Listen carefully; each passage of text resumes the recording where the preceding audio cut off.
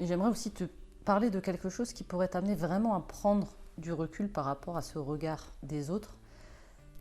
Tu peux être amené à subir des critiques, quelles qu'elles soient, peu importe le domaine concerné. Mais très souvent, enfin moi ce qui m'a aidé, c'est de me dire que la plupart du temps, les gens qui critiquent, sans forcément que ce soit une critique extrêmement constructive, parce que quand elle est constructive, je trouve qu'elle est intéressante à prendre en compte. Par contre, quand ce sont des critiques qui ne sont pas très constructives, il faut savoir que très souvent, voire tout le temps, les personnes qui te critiquent, c'est parce qu'il y a quelque chose de l'ordre de l'effet miroir. C'est que tu leur renvoies quelque chose qui n'est pas forcément réglé de leur côté et que en fait, quand ils t'adressent une critique, quelle qu'elle soit, c'est très souvent le reflet de ce qu'il y a à l'intérieur d'eux. Mais les personnes ne sont pas forcément en mesure de pouvoir ni le comprendre, ni le ressentir. Donc c'est comme ça qu'elles expriment cette chose qui n'est pas forcément réglée à l'intérieur d'elles-mêmes. Si y a quelqu'un qui suscite quelque chose chez toi qui va t'énerver, qui va te stimuler d'une façon ou d'une autre, et que tu en vas jusqu'à faire une critique, c'est que ça vient chercher quelque chose à l'intérieur de toi qui n'est pas forcément au clair. Et donc c'est pour ça qu'il y a ce genre de critiques qui ne sont pas forcément entre guillemets constructives. Donc, en tout cas, moi, ça m'a aidé à me dire, ok, la personne, elle me critique, c'est pas forcément moi qu'elle vise, ça pourrait être quelqu'un d'autre, ce serait peut-être exactement la même chose. C'est peut-être simplement ce que je renvoie qui va venir la challenger, qui va venir stimuler une émotion qui n'est pas forcément très agréable.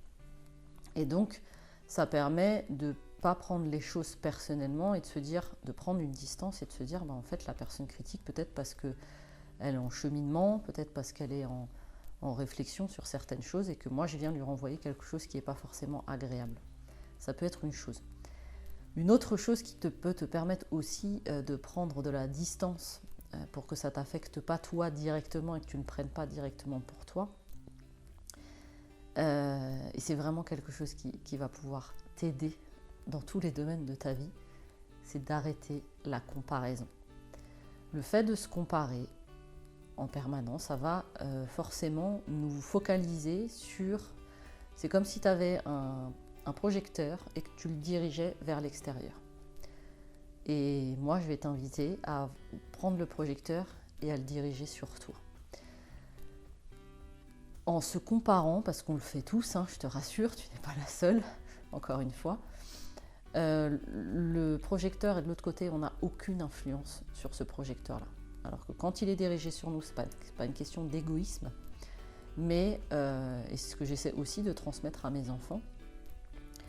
C'est pas que je m'en fiche des autres, mais ce que je veux qu'ils intègrent et que les femmes que j'accompagne intègrent, c'est que la seule boussole, elle doit être intérieure. J'invite les femmes que j'accompagne à se comparer à elles-mêmes et à voir leur progrès par rapport à elles-mêmes et pas par rapport aux autres. Parce que c'est impossible de se comparer aux autres. On est tous totalement uniques et chacun est capable de choses totalement différentes de son voisin ou de sa voisine. Même quand on se ressemble, on est totalement unique. Chaque être est totalement unique. Donc se comparer à un autre, c'est comme si tu comparais un poisson à un singe pour grimper à un arbre. C'est impossible. Tu ne peux pas comparer ce genre de choses. C'est comme si tu comparais, j'en sais rien moi, un chat et un éléphant. Ça n'a strictement rien à voir.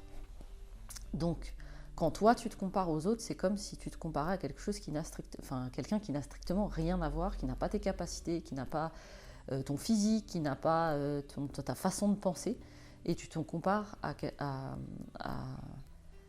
ton point de comparaison n'est absolument pas relié à toi. En revanche, quand tu te figes, et pas tu te fiches parce qu'on essaie d'éviter de se figer, mais quand tu fixes ton attention sur toi et comment tu as pu avancer par rapport à hier, par rapport à il y a une semaine, par rapport à il y a 3 mois, là la comparaison elle est ok.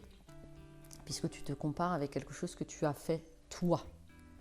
Et donc la comparaison, elle est totalement ok, et il y a des points de comparaison qui sont profonds, sains, et sur lesquels tu peux vraiment t'appuyer, puisque c'est toi avec toi. Il faut savoir que tu trouveras toujours quelqu'un qui, entre guillemets, selon ta façon de voir les choses, fera mieux que toi. Ça, c'est évident. Si je vais essayer de prendre un exemple concret pour que tu puisses comprendre mes propos. Admettons que ton rêve, ce soit d'avoir un corps qui te plaît, puisque ça a été pendant longtemps un combat vraiment entre la nourriture et moi, mon corps, l'image que j'avais de moi. Donc admettons que tu souhaites, j'en sais rien moi, perdre 20 kilos, comme ça a pu m'arriver d'entamer cette perte de poids. Et que tu te dises, moi j'ai envie d'avoir le corps de cette fille. Donc ça peut arriver que des femmes me contactent pour ce genre de raisons. Donc moi je vais leur dire tout de suite, c'est pas possible. Tu peux pas avoir le corps de la personne qui est à côté. C'est impossible parce que c'est son corps, c'est son métabolisme, c'est pas le tien. Donc si tu veux avoir le corps de quelqu'un d'autre, l'objectif ne sera jamais atteint puisque tu te compares avec cette fille-là qui a peut-être pas le métabolisme, qui peut peut-être manger 3 fois plus que toi et pas prendre de poids. Je n'en sais strictement rien. Peut-être qu'elle fait énormément d'efforts, peu importe, mais en tout cas, tu ne peux pas avoir pour objectif d'avoir le corps de quelqu'un d'autre. Très souvent, moi, je me suis comparée à me dire, purée, quand tu es adolescente, tu évolues avec les hormones, tout ce genre de choses. Moi j'ai fait pas mal de yo-yo, des choses, tu vas prendre beaucoup de poids, tu vas perdre du poids. Et finalement, j'avais jamais le corps que je voulais puisque je me projetais toujours sur des idéaux. Et puis dans la société, tu as forcément énormément de publicité, que ce soit à la télé, moi je regarde plus la télé, mais que ce soit dans les magazines, sur les réseaux, peu importe, où tu as des corps totalement parfaits. Et on te fait comprendre que c'est ce style de corps-là qui est dans la norme et qui est dans la case dans laquelle tu devrais pouvoir entrer. Donc on se projette sur des choses qui sont totalement extérieures. Le bien-être, pour l'avoir vécu, c'est quand tu peux te regarder dans la glace, te dire « Ok, le corps que j'ai me convient. » Et je m'en fiche du poids que je fais, je m'en fiche de peu importe, ce que moi je vois me convient.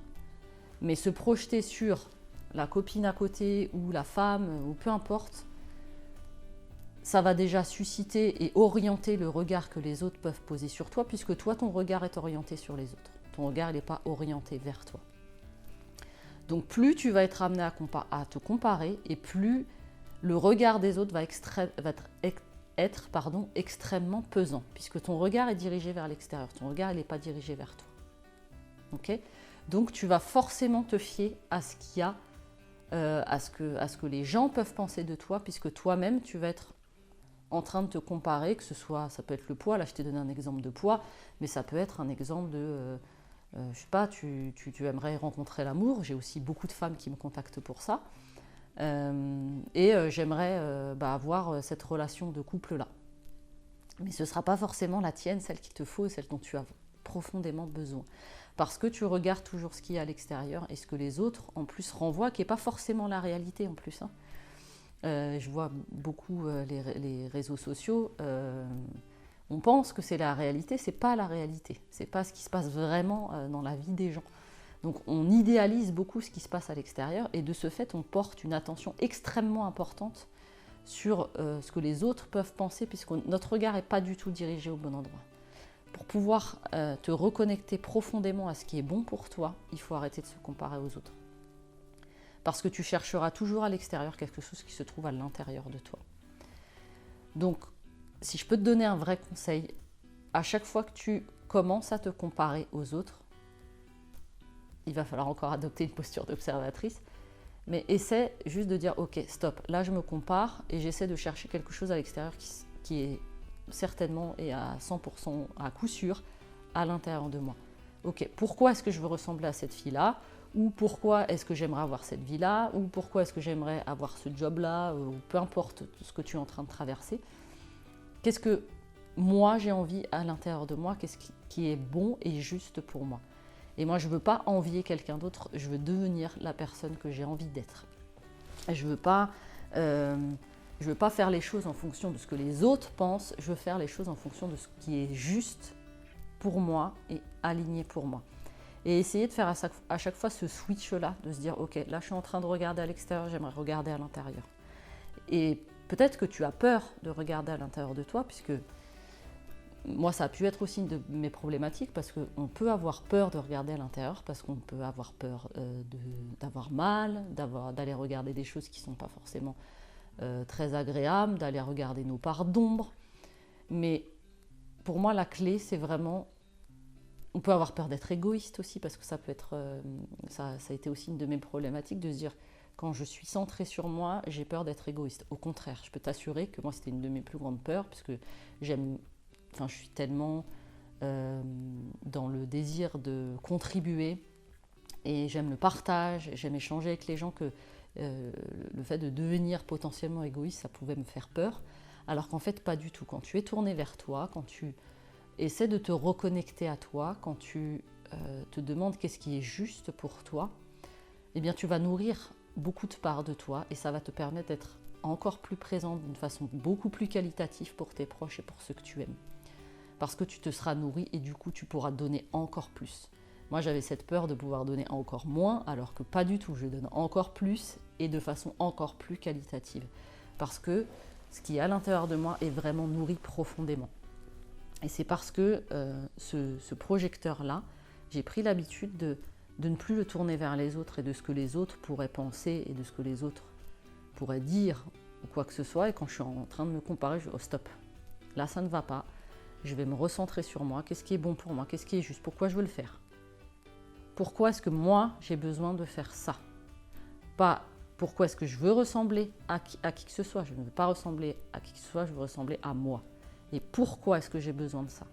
Et essayer d'aller à chaque fois avoir cette habitude de se dire « Ok, je veux le faire, je veux le faire, je suis maître de mes actes, de mes pensées, c'est moi qui suis aux commandes.